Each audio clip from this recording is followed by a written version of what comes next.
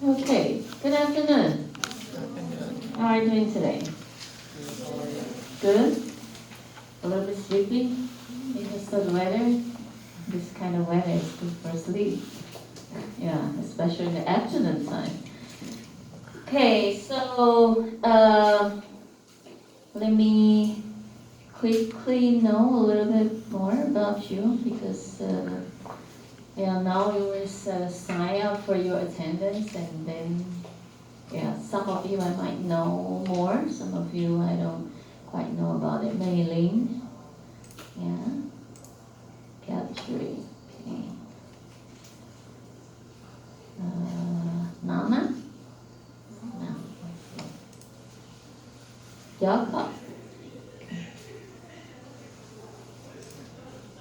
Ha,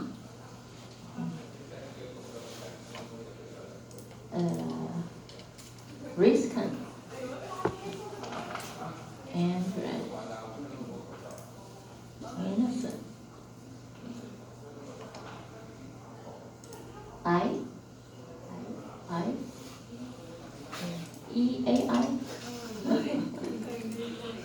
ôi, ơi, not I, ơi, okay. Hopefully next time I can pronounce it correctly. Sally. And Eva. And Sid. And Cynthia. Cynthia. And Nabila. Oh, you haven't signed right yet. Bilkis. Cherry. See? See? See? Z-E-E? Okay. Handy? Okay. Hope. Hope? Oh. Okay. Alright, and so that's about it. We have two other doctoral students. They are not requested to come to the class. Alright, so any questions from our previous last week's topic? No? No. Then I think last week we haven't finished for our later sections, right? In our topic 3, right? Now just finish till right here, right? I think we mentioned about I think we mentioned about this, right? Yeah. I feel like kind of never seen this before, right? And I think last week we also talked a little bit about the employee engagement guide, right? I think we stopped here last week, right? Nabila, right? You should say yes. Otherwise, since you were not here last week then.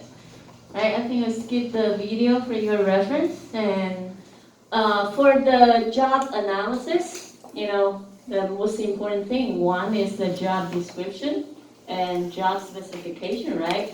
Job description indicates that you need to know about the duties, yes, exactly, of some particular job positions, okay, because that's important, all right? As well as the job specification, okay? Job specification is that for some particular job positions, then you have to know about what kind of requirement of the candidates, for example, the skill or the personality, behavior that they need for that particular job position, right? Okay, so then, next step, it will be like the recruitment. Recruitment will be the next issue we would like to address for, our next topic. Okay, so then how are you gonna find out all this information? Okay, for example, the duties for some particular job position, you need to collect for the data, right? Yeah, that is the issue for this subsection.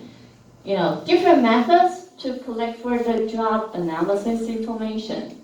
So for example, generally the most often method that we use is the interview. Okay, by doing the interview. Okay, and of course this will be done by the staff from Human Resources Department. Okay, so for the interview, they will organize the questions in advance. So they will have some typical question. Okay, so then if they organize the interview questions in advance, we call it as a more structured interview. Right, so then that means that those questions will be organized in advance, designed in advance, right? And then during the interview, okay, they will have some guidelines, and because for the staff, sometimes they get nervous, especially, I'm not that sure, before you have any job interview experience or not. Yeah, generally, if you are the interviewee, yeah, sometimes you'll be a little bit nervous then. Okay, so then, the relationship, or the atmosphere, that's important then. Okay, so, here we talk about, like, not just only the interview, here, another approach for you to collect for those information could be also via questionnaire. Okay, by questionnaire, right? Or by observation. Okay, there are some HR manager, they also, they try to go to different department to observe for the staff, what are they doing. But of course, it will be a little bit subjective. There are some job positions might not be that appropriate for you to use this method to observe them. For example, what kind of job position might not be that appropriate for you to observe them? What kind of job position, for example?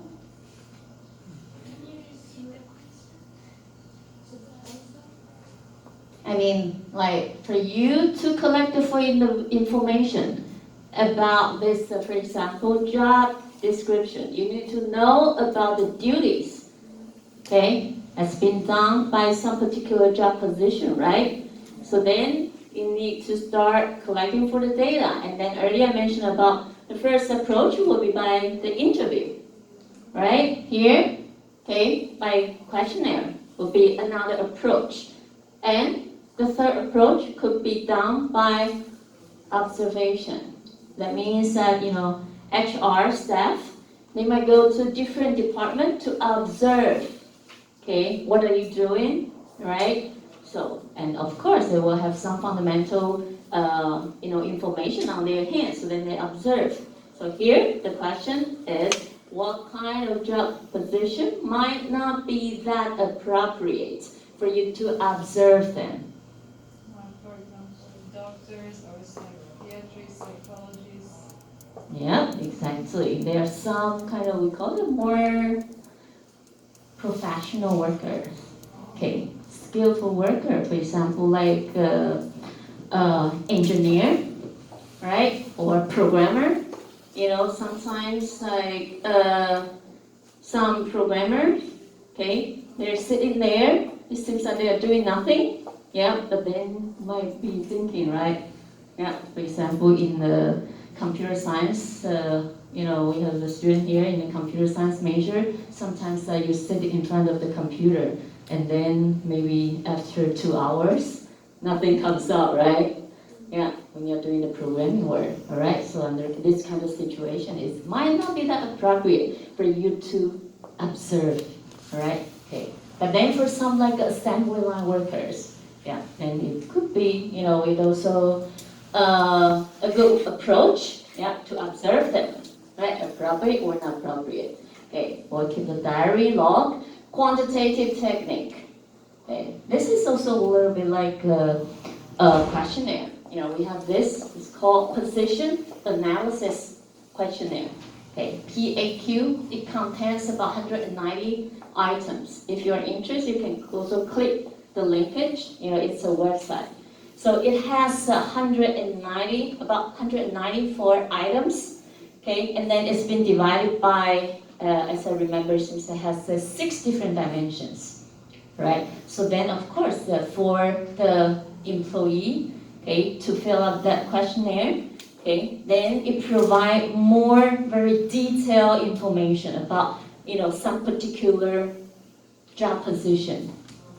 So then you can understand about, for example, they're skillful, oriented, and then, well, kind of more, there's different dimensions. Okay, right? So sometimes this information, for an organization, they also use the data that they have collected for paying purpose.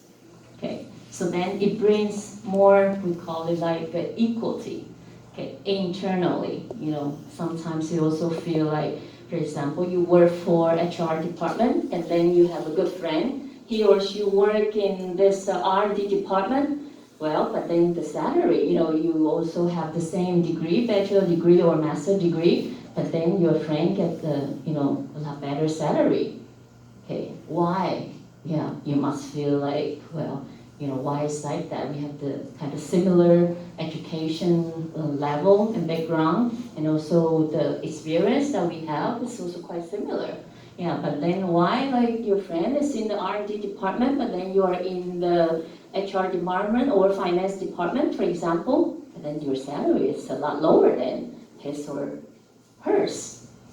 That's also because of the nature, the work, the duties itself, okay, is decisive, right? Okay, internet base, right? So you can also conduct this, collect for the data via the company's intranet.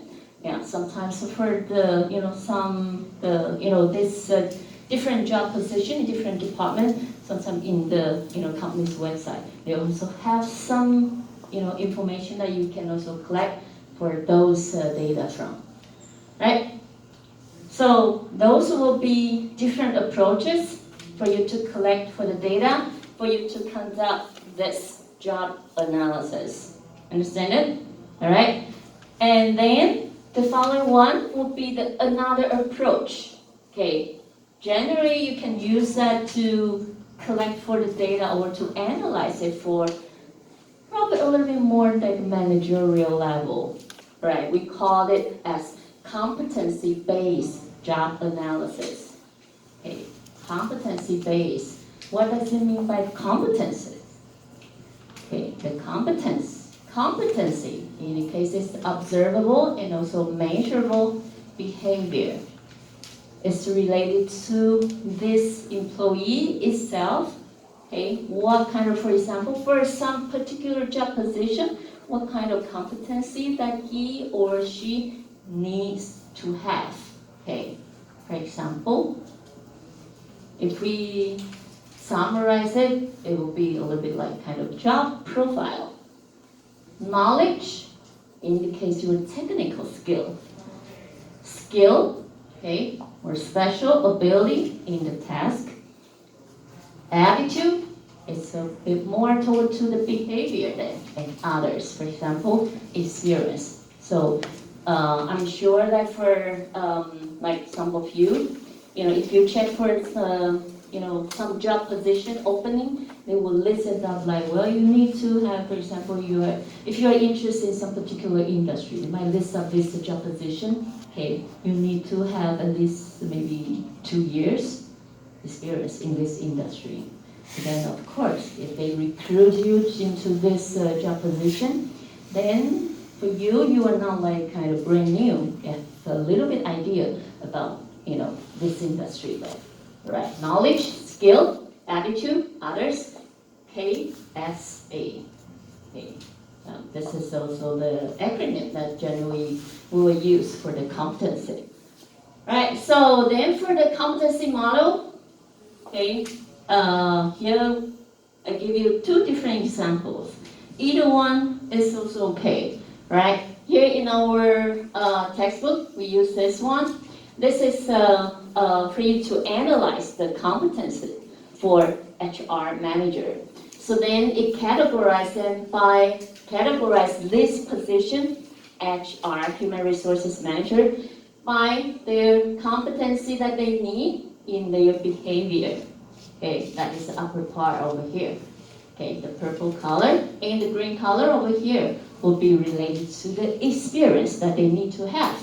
Okay, so for example, the behavior competencies, for example, leadership and navigation, business acumen, ethical practice, relationship management, okay, critical evaluation, or global and culture effectiveness, as well as communication skill, right?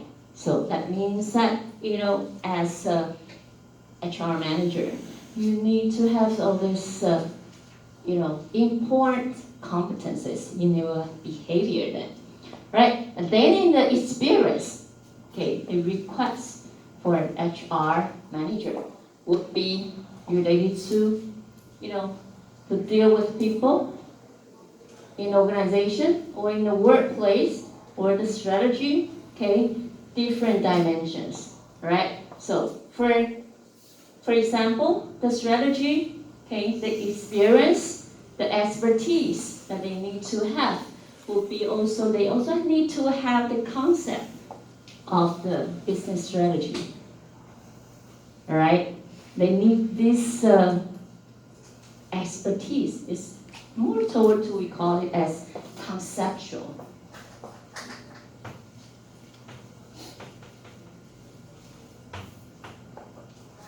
Okay. Strategy, because it's a managerial level, right? So it's different from the staff level, right? So then, these two, we call them as, like the competency model for the HR manager. And then this is another example, it's a little bit pyramid style, right? So this model, it shows, as you can see, on the upper level, the roles play is also for the HR manager. The role play for the HR manager, here in the middle part is the area of expertise. Okay, and down the bottom over here, foundation competencies. Okay, so that indicates, as if you try to look for an HR manager, then the job duties, job prescription, okay, role play, so line authority, line function, step function, okay, coordination function, and like strategic HR functions. That is the role they have to play. All right, so of course, and then if you put in this job posting information, it will list up all of this. Yeah, so then for you, if you see this, information, then you check yourself. Yeah, am I qualified for all this? If a job task like this, area of expertise, it's the same. Okay, HR practice, included the recruiting, etc., strategic planning. Okay, employment law. Okay. This part is also important, because for the HR manager, they also need to be, familiar with all this legal issue, labor law, right? Okay, finance, budgeting, etc. And down the bottom over here are related to the foundation competencies. Okay, I think this one is a little bit similar to the previous diagram. Personal competencies, interpersonal competencies, as well as HR or business management. Okay, because for all these dimensions are more fundamental for HR manager, that they need to have all these competencies. Okay, understand it? Yeah, so then it's more clear, for you to organize for all this, so we call it competency model for some particular managerial job position, right? Okay, I think we do not have that much time. Actually, if you have time or after the class, if you are available, you can try to use, for example, any job position, for example, finance manager, for example, and then do the exercise by yourself, and use this competency model or the previous one. Yeah, so then it brings you more understanding then. Okay. Right. So I'll leave some information for your own reference. So this is the last subsections. in our topic 3 related to job analysis, okay, and talent management. Questions or comments? Listen, I just got a question. Based on my experience, the human resources department, they usually prefer someone who has like psychology background or someone who already being their employee. Do you think it is possible or there is a chance for someone who didn't have the experience on the human resources department to apply for the human resources department manager? Manager or staff? No, like the staff is fine. Or Staff, I think is okay. really? Yeah. Actually, if you are interested in like, kind of becoming an HR professional, there's, if you have this, there's some certain of personality, it would be more appropriate. For example, you have good interpersonal skill. Yeah, because for you to work in the HR department, it's very important. Like you play the role of what, in between the employer versus the staff.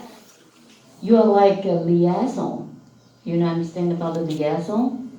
Yeah, because from your part, HR staff, you will get the order from the supervisor or from the employer. And as you know, from the employer side, they want to cut down the personnel cost, right? They want to use as least employee as possible.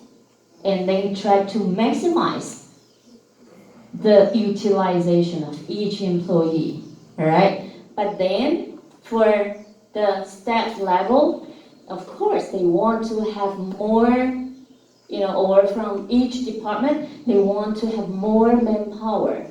So then, for example, if there are some particular departments manager, they request, for example, sales department, okay, they apply for some requests like we need to recruit for 6 more sales people, or like for example in finance department, for example, for this a more supportive department. Okay, they want to request for more staff, recruiting more staff. But from the HR department, you need to make a good control. Yeah. So then if you do not recruit for, fulfill those departments managers their requests, then of course they are not happy. But then if you recruit too many people, then your boss is not happy, right? And then that is one issue. Another issue is that if for example the employee they have some conflict, department to departments, okay, they might gonna have some conflict. So then you will play the role as a liaison. Okay, you have to try to solve this problem, to do some more communication. That is also part of your job duties. And yeah, so the personality actually it's quite important. It's better for you to have you like to talk to people, you like to deal with people. Good interpersonal skill is good. Yeah, and of course the reason why for some company they need to recruit for the staff for the HR department. That is because they need to deal with people a lot. So then if this person, has a psychological background, of course, they assume that they know more about like a human's, personality, etc. Yeah, it helps, but it might not be that really necessary.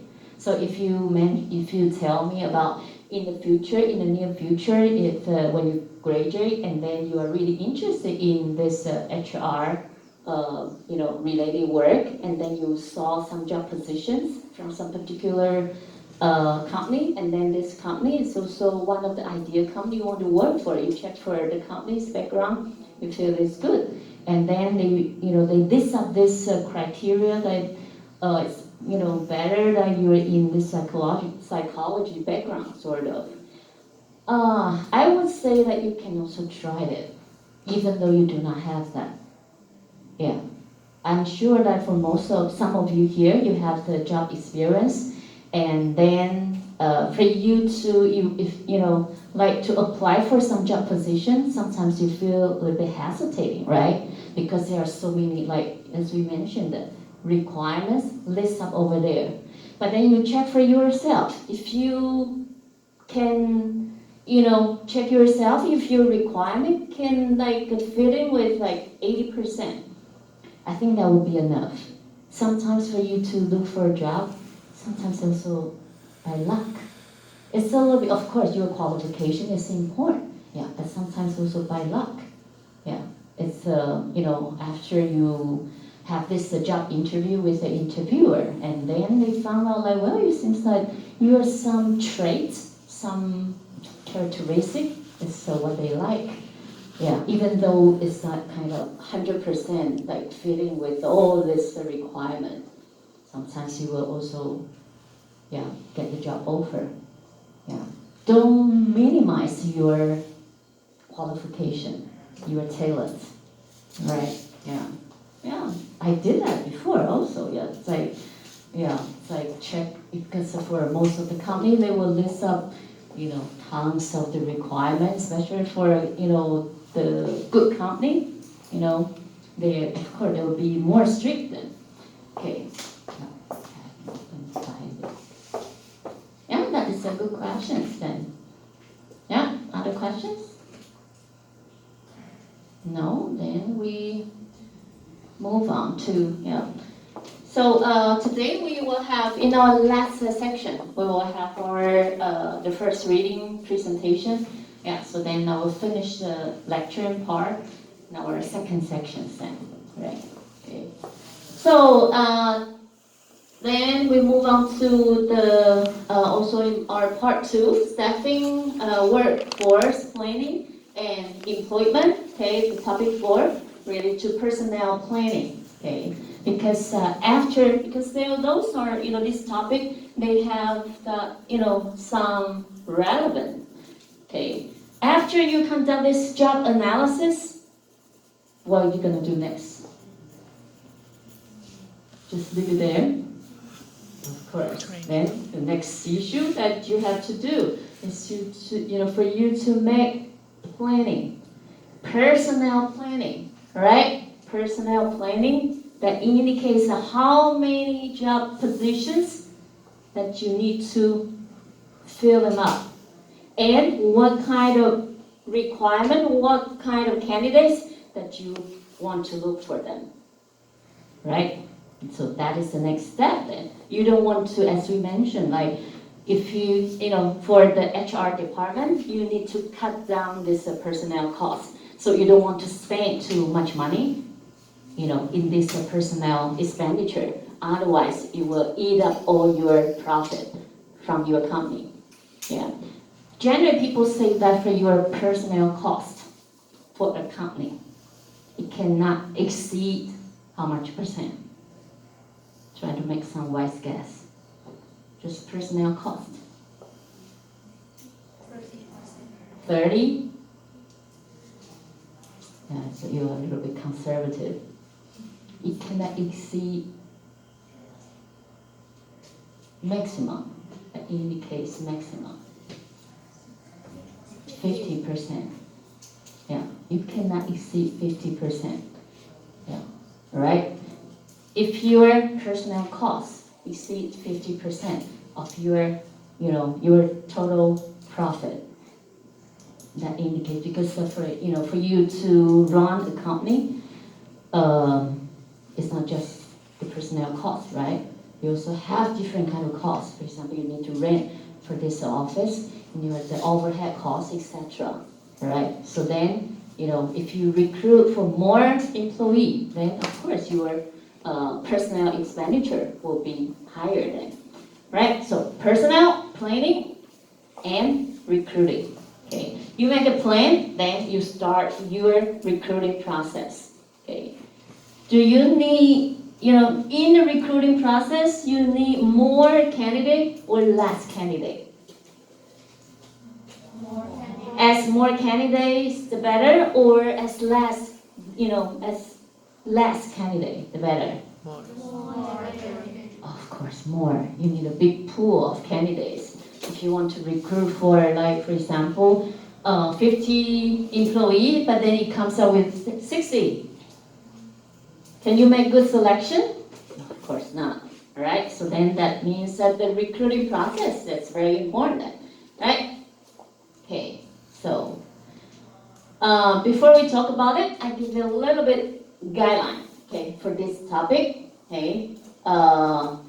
The very first one we would like to address for is related to workforce planning and forecasting, okay? Personnel planning or workforce planning, okay? Those are, kind of similar terminology. Okay, so then we will start to analyze them from the perspective of employer's demand.